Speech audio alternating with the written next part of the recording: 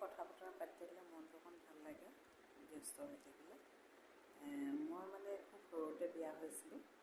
আগৰ কথাবোৰ মনত পৰে, আগৰ স্মৃতিবোৰ খুব সুন্দৰ আছিলে।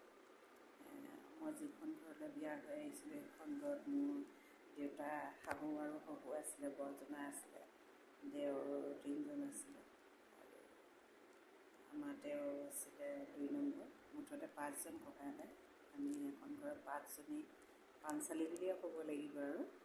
তাৰপাছতে মই একো কামেই নাজানিছিলোঁ, সকলো কাম মায়ে শিকাইছিলে আৰু বৰজনাই মোতকৈ 2-1.5 বছৰ পাছত বিয়া পাতিছিলে। প্ৰথম বোৱাৰী মই আহিছিলোঁ, একো নাজানিছিলোঁ, সকলো মায়ে শিকাইছিলে আৰু আমাৰ শাহু মায়ে উৰণি লৈ থাকে ইমানলৈকে, আমাকো শিকাইছিলে, আমি লৈ আছিলোঁ। কিন্তু লাহে লাহে মোক খোপাত ল'লে হ'ব বুলি কয়, তাৰপৰা খোপাতে লওঁ। কিন্তু মায়ে যিদৰে শিকায়, এনেকৈ কৰিবি তেনেকৈ কৰি সকলো শিকিছিলোঁ। খুব ভাল আছিলে আমাৰ শাহু, শহু দেউতাও খুব ভাল আছিলে। ৰাইজে কয়, অকল মোৰ ভাল বুলি ক'লে নহ'ব, সকলো মানুহে কয় বহুত ভাল আছিলে। কিন্তু মায়ে মোক বহুত কথা শিকালে, কেনেকৈ কি কৰিব লাগে, নীতি নিয়ম, সকাম, মৃত্যুকৰ সকাম, কিবাকিবি পূজা পাতল, সকলো মায়ে মোক শিকাই থৈ গ'ল।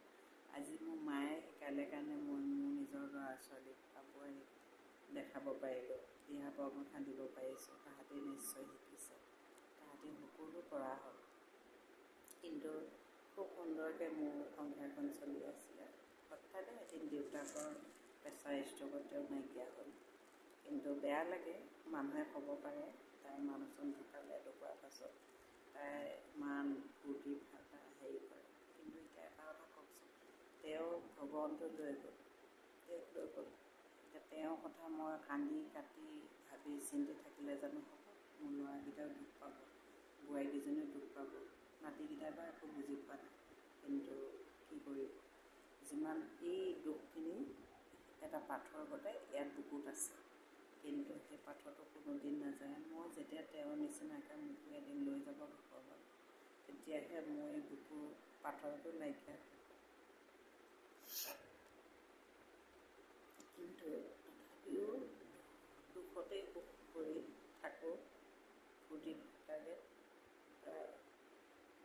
মোৰ নিজৰ ঘৰখনত থাকিলেও মা দেউতা আছে, তালৈ অহা যোৱা কৰি থাকোঁ, সেই গতিকে অকণ মনটো ভাল লাগে আৰু। কিন্তু তথাপিও নিজৰ ঘৰখনলৈও মনত পৰে, অহা যোৱাটো কৰিয়ে থাকোঁ আৰু মই খুব ব্যস্ত থাকোঁ, কিবাকিবি কৰি মোৰ ভাল লাগে।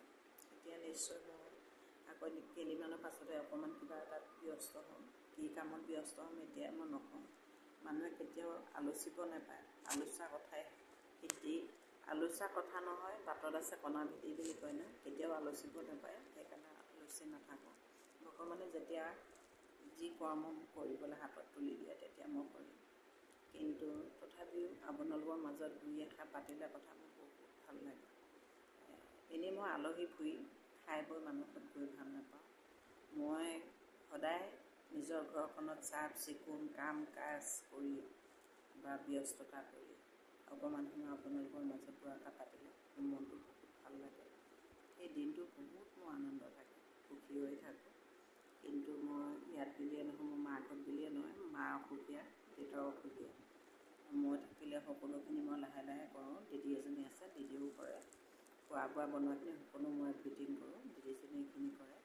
কিন্তু ইয়াত যেনেকৈ মই কৰোঁ, মই ধেমাজি গ'লেও মই ল'ৰা বোৱাৰীক কওঁ দে মই বনাওঁ, মই কৰোঁ। কিন্তু মোৰ বেয়া লাগে, তাহাঁতিও বহুত বয়স হোৱা নাই, তাহাঁতিও যথেষ্ট কাম কৰে। কিন্তু মই নিজে কৰ্ম কৰি ভাল পাওঁ, বনাই মেলি। মই এনেই থম থমকৈ বহি থাকি ভাল নাপাওঁ। মোৰ বোৱাৰীজনীয়ে বনাই দিব, মই খাম আৰু মজাছে দগনি পিটি, সেইটো মই নাভাবোঁ। চাহকণ বনাই দিলে খাওঁ, কিন্তু ইভাগে মই তাইৰ লগত লাগি মেলি কৰি খাইহে মই ভাল পাওঁ। ঠিক তেনেকৈ সকলো মানুহ কাম কৰিব লাগে, ব্যস্ততা হৈ থাকিব লাগে। যিমানে বনায়, যিমানে কৰে, যিমানে হেৰি কৰি থাকে, সিমানে মানুহৰ স্বাস্থ্য ভাল থাকে।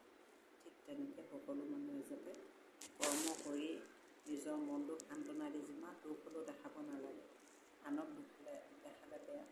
যিমান দুখ হ'লেও এই দুখকণ তেওঁ কৰিব লাগে, কোনেও নেদেখাকৈ দুখ কৰিব লাগে, কিন্তু মানুহক দেখাই দিব নালাগে।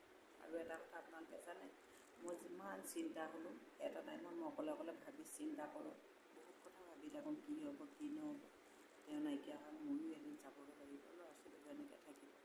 কিন্তু সেইখিনি মই অকলশৰীয়াকৈ ভাবোঁ ন,